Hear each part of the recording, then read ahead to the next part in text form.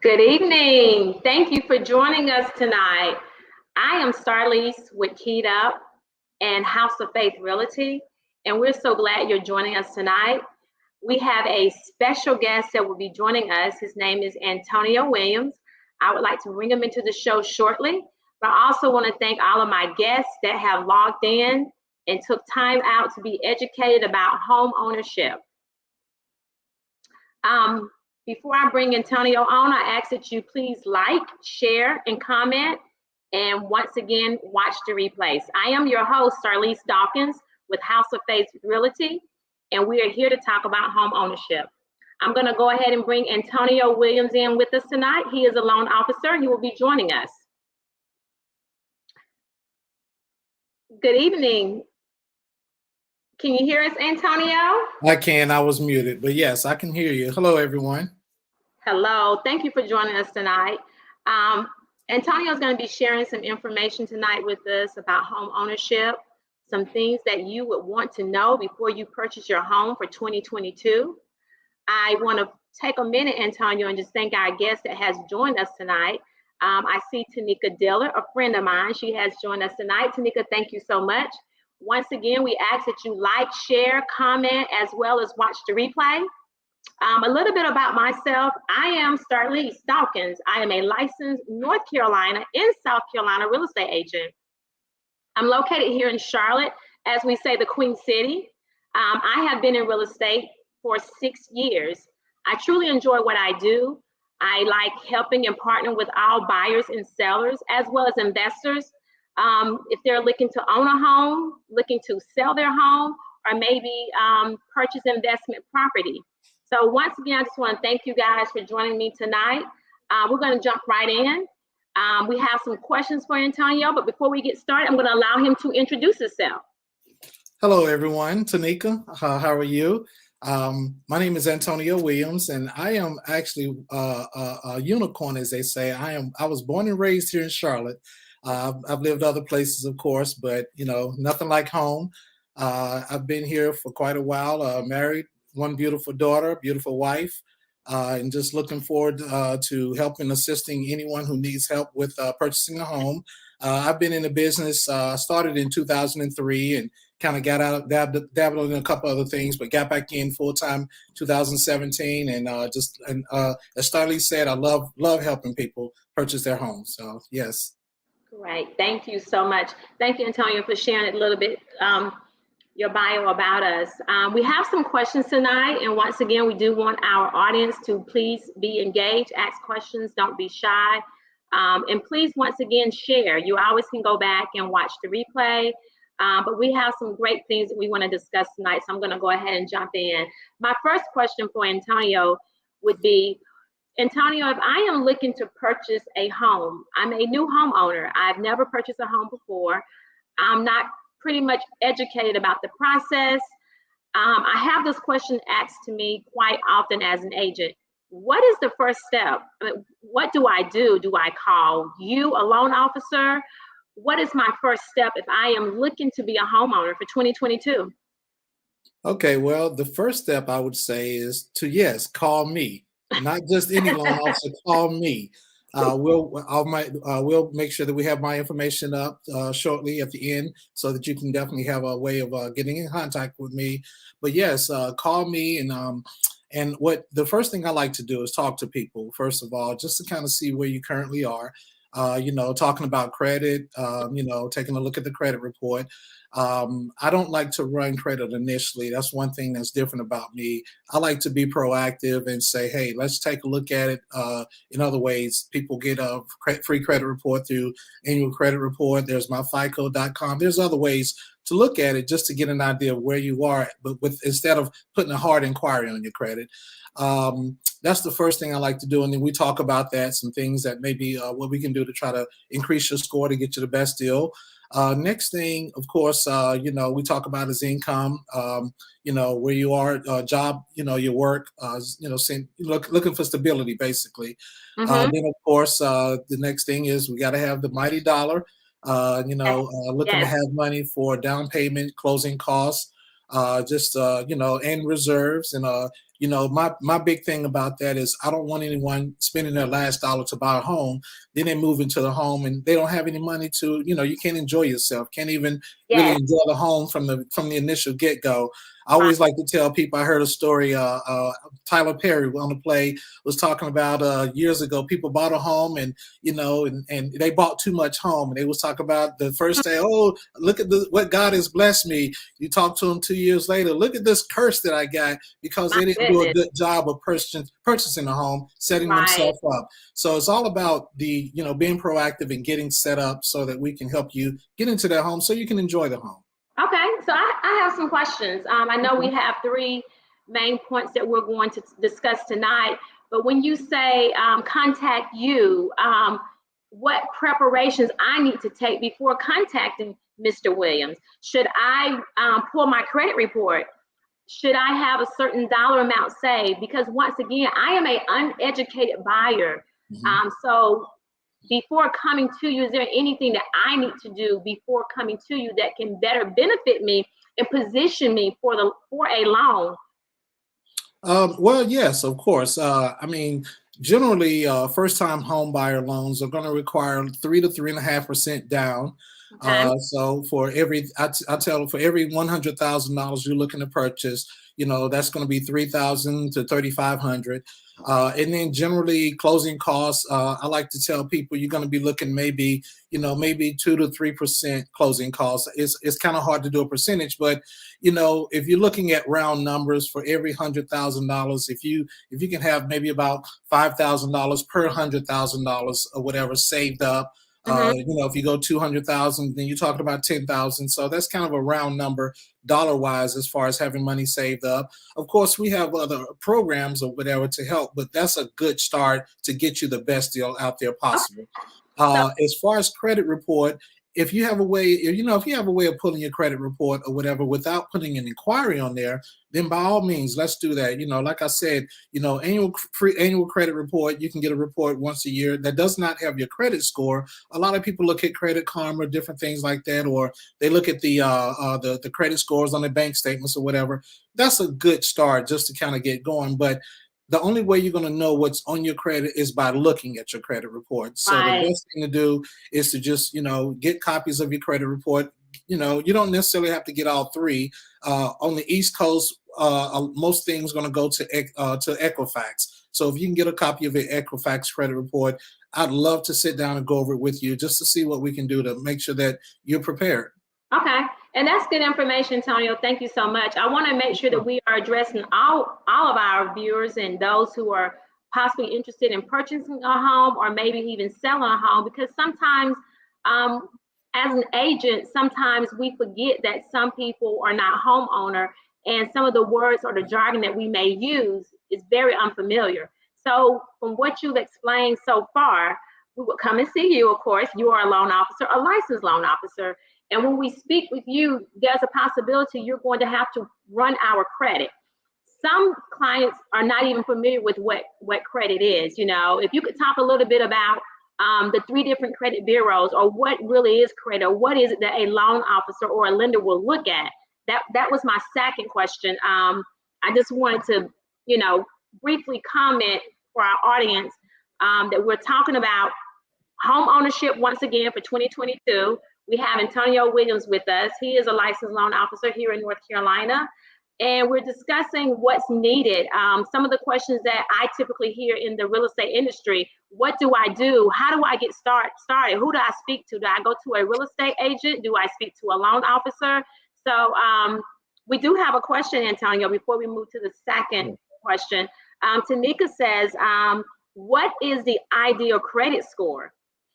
Well, the minimum score generally is about a 620 middle score. So let me go into a little more details about that as you was asking. Generally, for people who are not familiar with credit, there's three credit repositories, we'll call them, whatever, bureaus. You have Equifax, TransUnion, and Experian. Okay, so and basically they cover the entire United States. They're kind of regionalized. Equifax being pretty much the East Coast. But generally, when you open an account here, they report to all three bureaus. There's different scoring models or whatever. People say, oh, well, I looked at my Credit Karma score and my TransUnion was this and my Equifax was that. But, you know, there's different scoring models. Scoring models are basically what's weighed, what's weighed to get the credit score. With the scores that we use, we're looking for longevity. Have you had credit a long time? If you just bought a car back in 3 months ago versus someone who's had a car for 3 years, they've made payments over a period of 3 years. That's reported to all three credit bureaus. Generally, if they've made them on time, they're going to have a higher credit score from that standpoint because they're showing they have a history.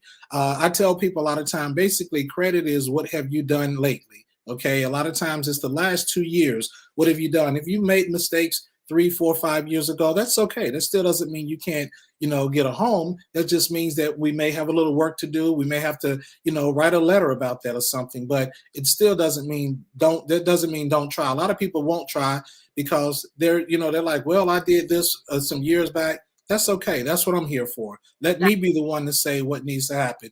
But as far as just generally credit is paying your bills on time. One of the big things about credit is people say, oh, well, I was late paying my credit card. Well, how long were you, if it was due on the 5th, when were you late? Well, I paid it on the 10th.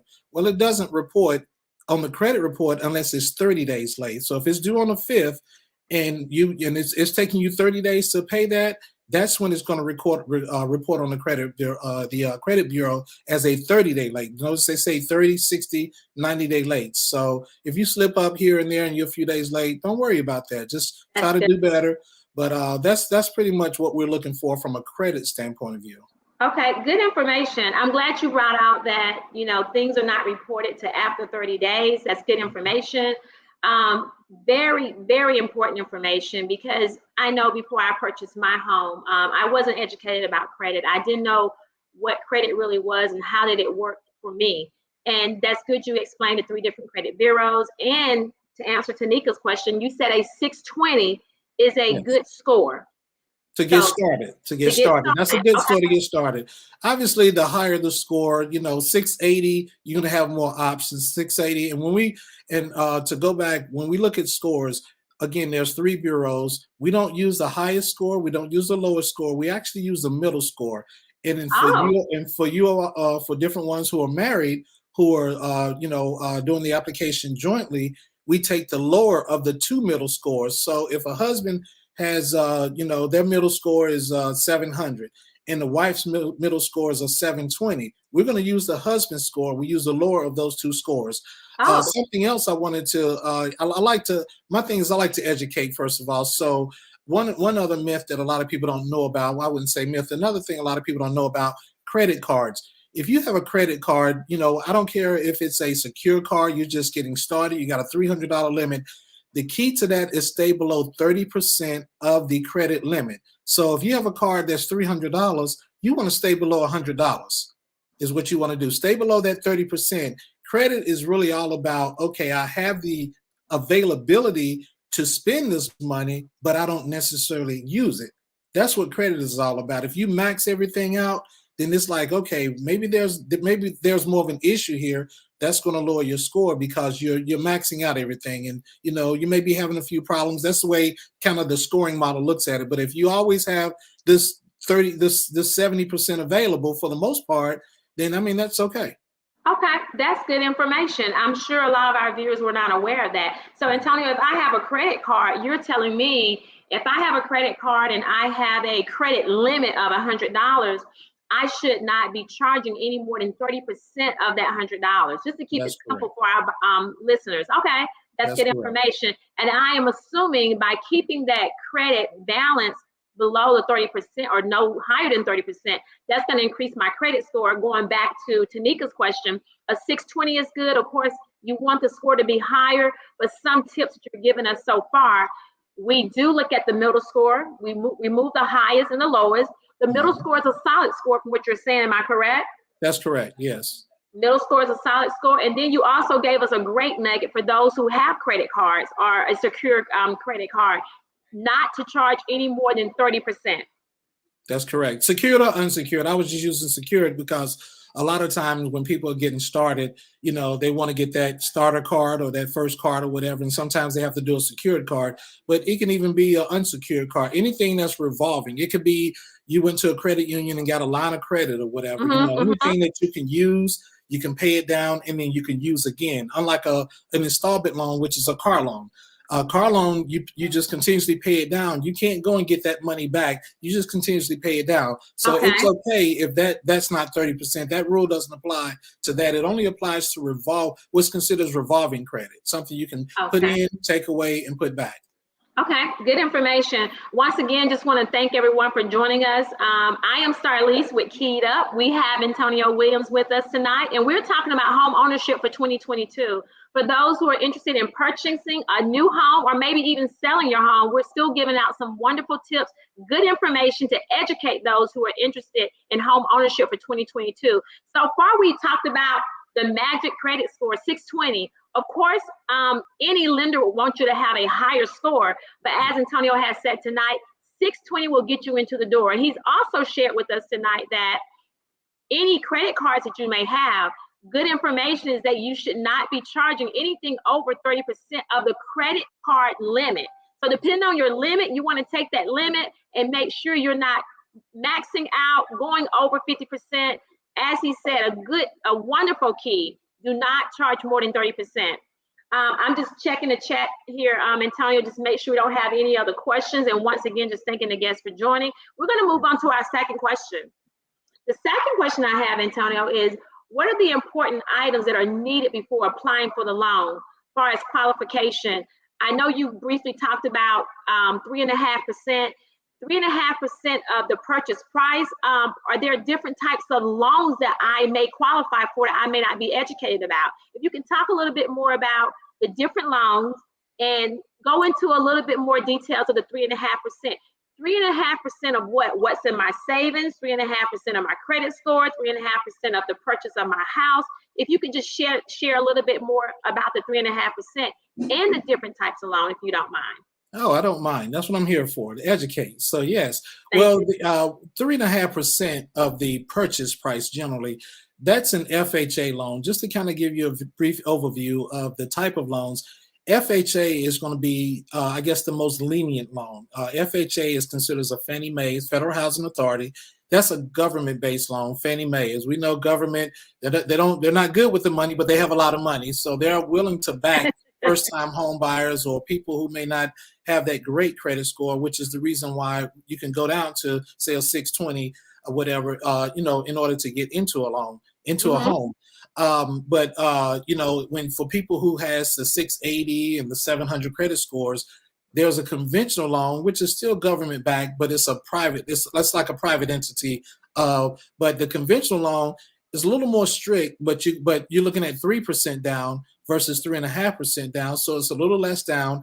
And Okay. when you start talking about the payment, the mortgage payment, when you break the mortgage payment down, and I know this may be getting a little ahead, but I want to make sure that everyone kind of understands. So basically, a mortgage payment, people think of, I like to start out with a car payment.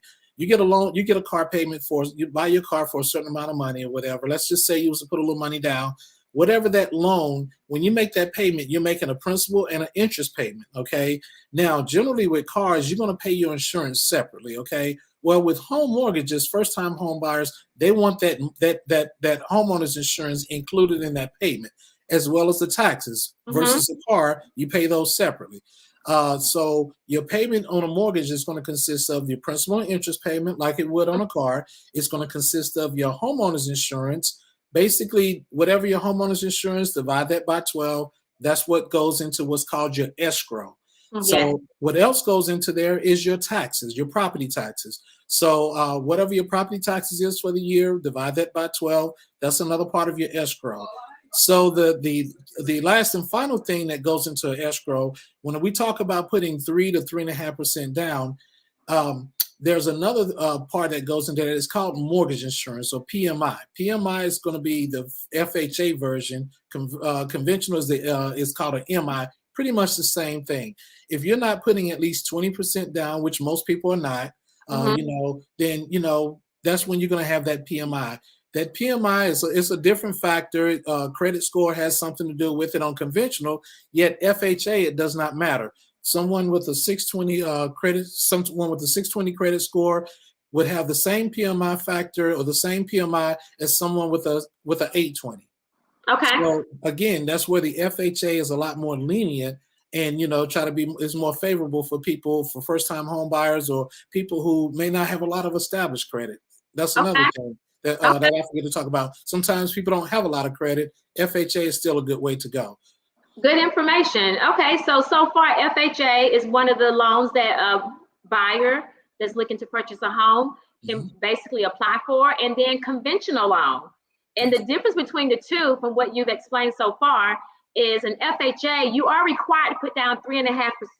Correct. Now, Antonio, is that 3.5% for everyone across the board, no matter what the credit score is, no matter how much the purchase price? Is that across the board, if you could answer that? Yeah, well, that's the minimum to put down. I mean, you can always put more down, but 3.5% is the minimum to put down. Okay.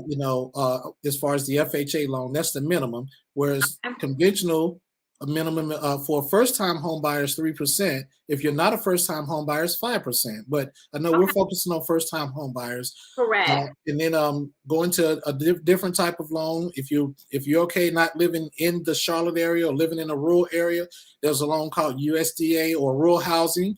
That loan is actually 100%. That's a no money down loan.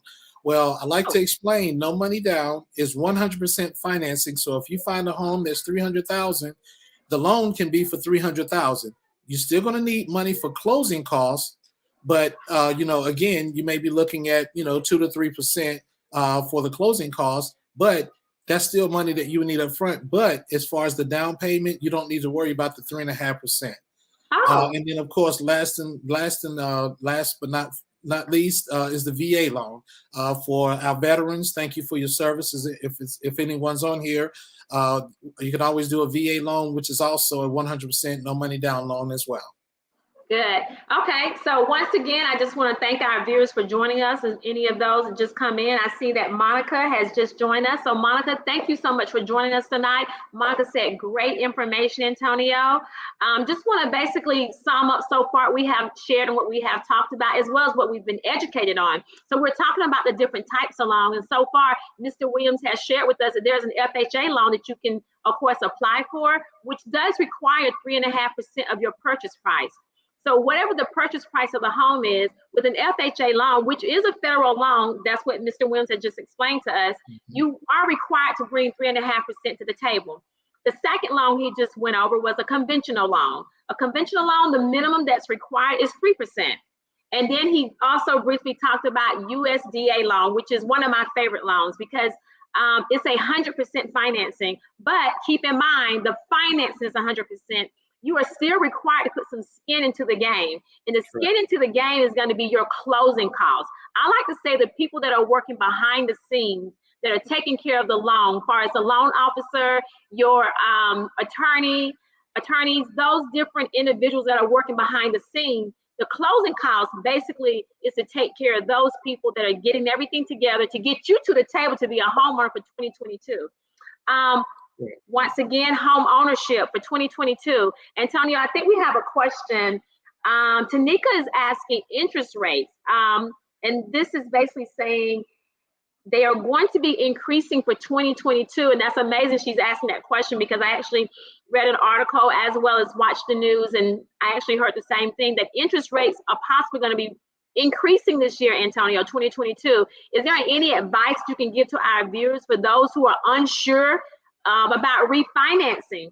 I know we're talking about home ownership, but we want to make sure we're educating our viewers. And she's asking, hey, what about, refinancing? Because as we have heard, there's a possibility the interest rates are going to increase. Yes, that's correct. The advice that I would give is simple: do it as soon as possible, because no one knows what the rates are going to be, how much they're going to increase. The only thing that we know is they're planning on them increasing.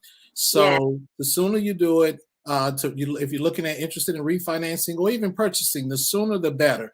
I talked to a client the other day. He said he was thinking about maybe waiting until the summertime to purchase. I was like, well, just keep in mind, every time the interest rate goes up, that's more money you're gonna have to. There's less house you're gonna be able to buy, or it's gonna cost you more because of that interest rate to get that house that you want to buy. So the sooner you can get yourself ready and purchase a home or refinance, the better you're gonna be. Good. That's a good answer. I had to smile and kind of chuckle. You was like, as soon as possible. And Yes. I just want to, if I could piggyback on a little what you said, we have to keep in mind this economy is moving. Whether you're going to move with it or not, it's moving in multiple directions. True.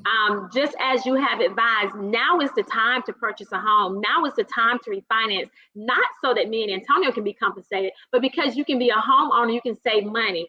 I was just reading today, Antonio, the average rate of rent here in Charlotte, in the Queen City, is $1,560. So $1,500, close to $1,600 for a 2-bedroom, 1.5 bath, maybe a 2-bath. Well, the average mortgage in Charlotte, because I just did my research, is $1,260. So it's actually less expensive to be a homeowner versus someone that's renting. So my advice for the audience tonight is trade in your rent for a mortgage, because when you trade in your rent for a mortgage, you're investing in yourself. And once again, as we've already said, the economy is moving in different directions. Just want to check the chat here. Tanika said, thank you for the information. And as he already advised, now is the time to refinance. Once again, I'm Starlise. I'm your host. You have joined Keyed Up. We have a special guest tonight. His name is Antonio Williams. He is a licensed a licensed loan officer here in North Carolina. We just want to thank him for coming on to the show. We're getting ready to wrap up. I actually have one more question for Antonio. And we kind of hit on a little as far as savings. How much money should I save before, I purchase my home? I know you briefly mentioned 3.5%. Antonio, if I have $20,000 saved up, would you advise me to put down the entire $20,000 on my home, or would I do the minimum? What's the benefit of me putting down more versus less? Will my payments decrease by any chance? If you could share a little bit about that question, basically how much. Not so much as how much should I put down, but if I have $20,000, should I put that entire $20,000 down on my house payment, on my purchase of my home? Yeah, sure. First of all, let me clarify. I am licensed in North and South Carolina as well. That's as you are as well. But as far as the 20,000, there's different ways I like to look at it. Again, for me, it goes back to looking at the credit report, because if you're buying, let's just throw something out there. If you're buying a $300,000 home, let's just say, okay, and the 3.5% down, and these are numbers I do all the time. I know in my head, 3.5% down is going to be $10,500. Okay. Generally, closing costs may run you maybe another $5,000 or $6,000. So if we say $6,000, you're talking about $16,500. That other 35, if you got 20,000, you got $3,500. Okay. Obviously, the more you put down, the smaller the loan, the lower your payment would be. Okay. But before we get into that, especially with first-time home buyers, I like to look at what other bills they have. What if you have a car payment that you're making $400 a month payment, but you only owe $5,000 on it. Well, this would be a good time to maybe take that $3,500 and throw it on that, so that when you move in that home and you have this new mortgage payment, you've already taken care of that car payment. That's going to make that mortgage payment a lot easier. Or if you have credit cards or other little loans or whatever. So I like to look at the big picture. I'm a big picture person. So Okay. let's see what we can do to not only get you into the home, but to make it easier for you so that you can enjoy the home. Because when you move in the home, let's be honest, you're going to want to buy furniture. There's things you're going to want. If you're like me, you're a techie. You got to get the cameras and all that. Right. But I want you to be able to get in there and actually enjoy the home as well. So, so the $20,000, I mean, it really depends. If you're someone who doesn't carry a lot of debt, or you came to me, hey, Antonio, I've already paid off all my debt, then by all means, I would say, yeah, let's look and see what we can do with that $3,500. Because sometimes, you know, and this is getting into it more. Sometimes, if just and I did see a question. I think someone was asking. They asked about the rates going up or whatever. Yes. Sometimes that $3,500, instead of lowering the loan amount by $3,500, it may be better to use that to buy the rate down. Buying the rate down may make more of a difference in lowering your payment than lowering the loan amount by $3,500. Okay. And I look at all of that when I sit down and look at that. I look at all of that, so that way I can try to advise you with the best way to go with that. Right. And we actually have another question in the chat here from Miss Tanika Diller. And once again, please like, please share, please comment, and of course, please watch the replay. I am Starlise Dawkins. I'm your host, Keyed Up, and we have our guest here, Antonio Williams, and we're talking about home ownership. Once again, Antonio Williams is licensed in North Carolina and South Carolina, and we're here to educate all of those who are looking to purchase or even possibly sell a home. And the question we have in the chat, Antonio, from Ms. Diller, it says, homes are being sold as soon as they go on the market. Aggressive buyers are willing to pay more to get the offer. How much more money gets the attention of the sellers? So the question is, how much more money can get the attention of the seller? Well, Tanika, that's a good question, because we are in a seller's market. And that's not just in North Carolina, that's in South Carolina. We are in a seller's market. And if Antonio, you can jump in, but I just have to kind of piggyback and say a couple things about this question, because a lot of buyers are thinking that the sellers are driving the market. My opinion, Antonio, the buyers are driving the market.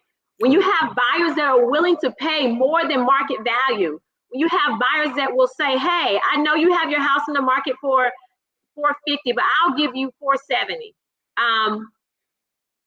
I just believe in my heart that the buyers are driving the market. If the buyers would not put strong offers in as they have, the prices would not be increasing. So at this point, the sellers do have the upper hand, but I do believe that the buyers are contributing to the sellers having the upper hand. But getting back to the question, how much money gets the attention of a seller? Is that I think there may be a question for me, not for you, Antonio. Do you want to address it?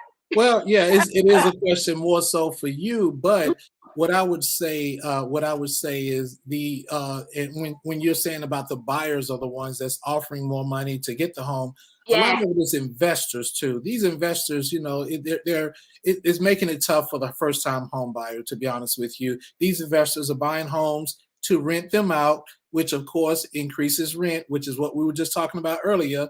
Yes. Rent is more expensive to rent than it is to purchase a home. Yes. And then another thing I was reading here in Charlotte, Charlotte is the fifth top real estate market in the country from the standpoint of growth and from the standpoint of, you know, the home prices continuously going up. Part of that is because of the shortage in inventory. So again, it goes back to, you need to look at buying something as soon as possible, because you say, hey, if you come to me and you say, hey, okay, I'm ready to do this, and we get you pre-approved, that doesn't mean you're going to go out with Starlise this weekend and you're going to find that home, put an offer in and get it. That's what we hope and pray for.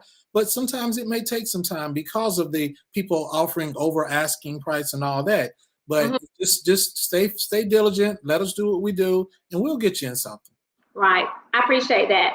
And, you know, once again, we're talking about home ownership, basically being prepared, you know, knowing the credit score, having money saved. You got to put skin into the game. There's so many buyers that are out there that may have purchased back in 2005, 2000, 1995. This is a totally different ball game, audience. You know, you do have to have some skin into the game. As Antonio has already shared with us, there's different types of loans that are out there, FHA, USDA, as well as conventional. We talked about the different types of loan. We talked about a decent credit score is 620. As Antonio has shared, you know, the higher, the better for you, to put you in a better position. So once again, home ownership for 2022, not just first-time buyers. If this is your second home, even if you're looking to sell your home, we've talked about some good information. I think we have one more question. Well, Tanika just wanted to comment, 620 is the ideal score to start. The higher the score, the better. Exactly. The higher the score, the better the interest rate will be, the lower the monthly payment will be. And there may be a possibility, if the credit score is high, you may, as Antonio said, buy the interest rate down. I think that was my last question I had. Just want to once again thank everyone for joining the show. Please like, please share. I will be coming back to you live again on February 22nd. My schedule is the first Tuesday of every month, as well as the last Tuesday of every month. I do want to thank my guest, Antonio Williams, for joining us, for sharing the information he has shared with us tonight, for educating us, for taking out the time tonight to not only speak to me, but speak to my audience. I also want to thank my producer, Nadia. She's the one that's helping me keep this all together and to continue to be able to educate you guys. I don't have anything else. You also can follow me. Before I give my website, I'm going to allow Antonio to close us out with any information he want to share, or maybe his website, or how to contact him if you have any additional questions. And then I will also share my information. Yes, well, Nadia, being the wonderful producer that she is, she put the website right down there. So please, feel free to contact me there. Or, of course, I'm sure she'll put the phone number. But if not, my direct cell number is area code 704-619-3313. Pretty easy number, 704-619-3313. Feel free to call me, text me, or whatever, and I'll be more than happy to talk to someone. If you have questions or whatever that you want to get answers to, that's what I'm here for. I'm like Starlise was saying, I'm all about educating. This is, for me, I tell people all the time, for me, I feel like, I'm honored to be able to help people, especially first-time home buyers, to do this. And then it's a blessing on top of that to get paid to do it. That's even better. But that's not that's not my motivation. My motivation is just to help people get into a home. They say, on the average, the first thing to begin building wealth is through home ownership. And so that's something that if there's any questions I can answer, anything I can do, please, by all means, reach out to me.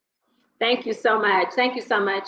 And I just want to say tonight, the takeaway is, don't be afraid to ask any questions. Don't be afraid to reach out to Antonio as well as myself. You're not going to know unless you try. You're not going to know unless you inquire. Home ownership is not hard. You just have to put, one foot forward and have someone that's going to come alongside of you, such as myself or Antonio, just to educate you. It's all about education. So just want to invite everybody once again to come back the last Tuesday of February. Once again, I will be coming to you live the first Tuesday of every month, and the last Tuesday of every month.